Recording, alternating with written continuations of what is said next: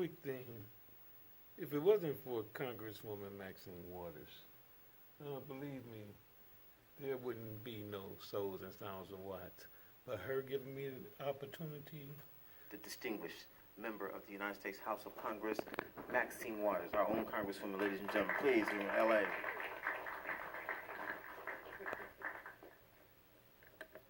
Thank you very much. This is a rather special evening for me. I get a chance to serve as the guest host here on this program with my friends and talk with young people that I've been working with for the past 5 or 6 years. It is so important that we utilize this time to help people in the city of Los Angeles get to know some of these young people as I have been fortunate enough to get to know them. I feel especially honored and pleased that I've made friends and I've been able to work with young people oftentimes who are very misunderstood by the larger society. Young people who have had to be survivors, but young people who are growing, developing, and really coming into their own and are the leaders in providing a truce and peace for this city. Good evening, everybody. How are you doing? Well, as I come here this evening and have the opportunity to get together with you, I can look at each of you and just kind of reminisce a little bit about who you are, where you've come from, what you've been doing. Elementary. We met a long time ago, and I can't tell you how proud I was to hear you on radio the other night, talking about the Human Rights Council of Congress. What is that? It's a political awareness organization. We want to try to politically aware our people and get them to understand what's going on in the government and what kind of agenda the government has for our people. You know, and once brothers get to understand that, they already know that we don't have no business killing each other or fighting each other, tripping on each other. We have business living together, you know what I mean, and trying to understand each other and working together. A new political awareness. Hi, T. You're a businessman now. The playground. What's the playground? The playground is an outlet, a shoe outlet that we house all type of line of shoes like Nike, Reebok, Fila, Elise, Converse, and apparel. We all clothes wear like the Fila suits, the Nike suits, the Reebok suits. So we got it all at the playground. It's located on 2705 West Florence. I'm going to ask your partner, Ray, to tell us, how'd you all get involved with the playground? I mean, you're a businessman, you're owners now. I mean, did it just fall down out of the sky? What happened? Maxine, you know what happened. It was hard, Maxine. I mean, you know, we struggled out there. We changed our lives. You know, we wanted to change. We wanted to better our community. So we took action. And with your help and other important people, you know, in our life right now, we were able to, you know, better ourselves and give opportunities to other people in the communities. So we can be good business persons, and we can own things. Big Mike, I haven't seen you for a while. What are you doing? Excuse me, I'm going to just bring this microphone around so Big Mike can tell us what he's up to. Like you said, you ain't seen me in a while, Maxine. Like last time you see me, I was going to truck driver school. I got my license to drive commercial trucks, and that's what I've been doing, driving trucks from here to New York. Wow. Yeah. Big work. I mean, when people say to us, who are these young people? What were they doing? Where have they come from? Do they really care about working? You can see for yourself. Not only do we have a Big Mike who is a long-distance truck driver, but we also have business owners. And let me tell you about some other people who are taking over some leadership in some new ways. Avalon Gardens housing projects. New leadership. What's happening over there, Troy? We just got the Hope Grant, the Hope One Grant, and we just got funded for $109,000, which would help out the Resident Advisory Council office. So over at Avalon Garden, the residents are taking control, and you're going to be getting into some training programs to learn how to run and manage those housing projects. Is that right? Yes, that's correct. Well, I think that's very important, and for many of our young people who are living in public housing, now is the time to begin to take over that leadership. We have some other young people with us here today, the family. What is the family? You want to tell us about that, Tori? Yes. First of all, I'd like to thank you for giving us this opportunity to speak. Family stands for Fighters for African Mental Liberation International. We recognize that our people can only attain freedom and liberation if they change their mental attitude. And we have all of the power within our own selves to change the conditions in this society, but that we have to change our attitude and become positive as opposed to negative. Talking about some sincere and serious cultural awareness.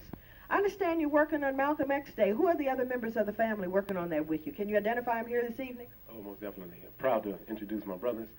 Okay. To my left, we call him Diamond, OG Diamond. Okay, right behind me, is Brother Darrell. He's one of the best chefs also from New Orleans, my hometown. And Brother Wilbert, he's our historian and Minister of Culture, Brother Wilbert Adams. And we have Brother Anthony, Brother Elijah, who's not here tonight, but they're very instrumental in family also. Brother Anthony? Let's hear from Diamond.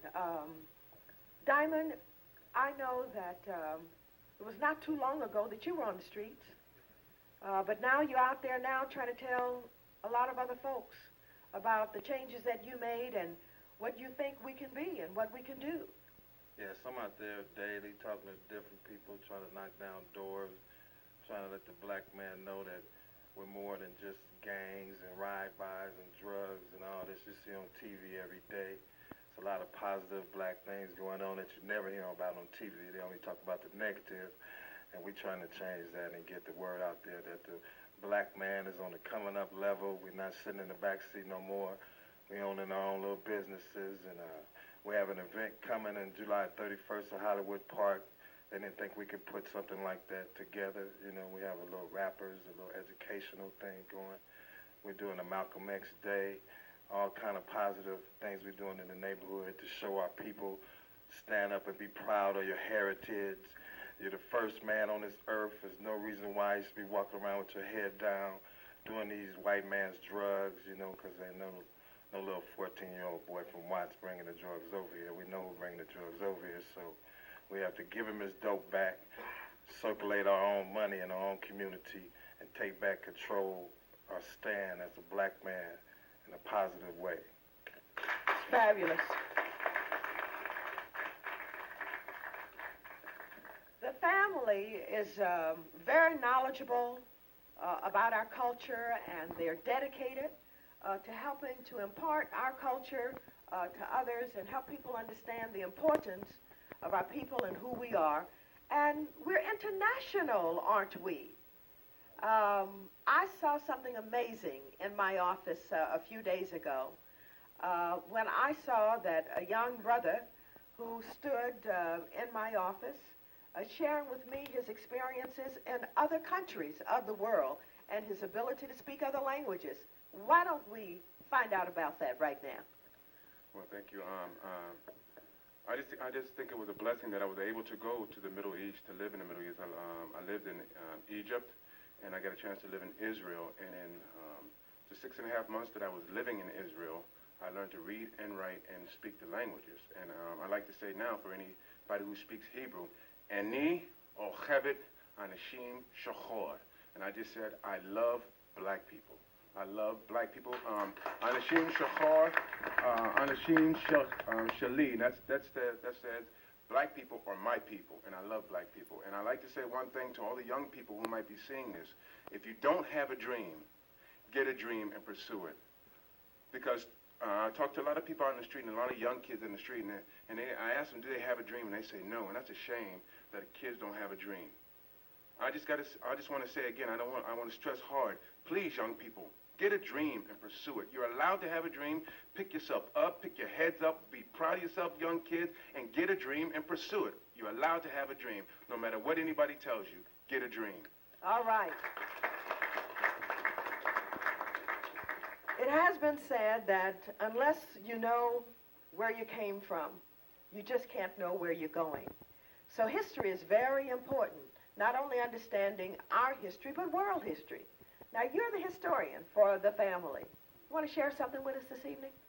Yes, I'd like to share with most of us from the analyses of Brother Joel Augustus Rogers, who's the foremost author and researcher tracing African blood in the many races around the world. He also mentioned in his book called 100 Amazing Facts about the Negro that the first African people to inhabit Europe 12,000 years before the actual European even came about was the Grimaldi's. And he also spoke about some of the priests who were a part of the Roman Catholic Church who were also black, Malachites, Galatius, and a few others I can't name at this time. And also most of us as a people need to learn about our history, because what we're doing now, this is all the oppressors doing. This is the oppressors' method of destroying our minds. Most of us got to understand, you wouldn't have military strategy today if it wasn't for Hannibal crossing the Swiss Alps on elephant back, conquering the Roman Empire, who wanted to take over most of Carthage. And you wouldn't have any method of birth control if it wasn't for Queen Hatshepsut. You wouldn't have any method of medicine or architecture if it wasn't for Imhotep, who was a physician and who was also a multi-genius, not only just being a physician, but who was also a prime minister of the King Zoser of the Third Dynasty, and who was also an architect who designed the first pyramid ever built, called the Step Pyramid of Saqqara. And then later, to succeed him was Khufu, who built the Great Pyramid during the Fourth Dynasty, and then his son Khafra, and then afterwards his grandson Menkaure. Is that heavy enough for you?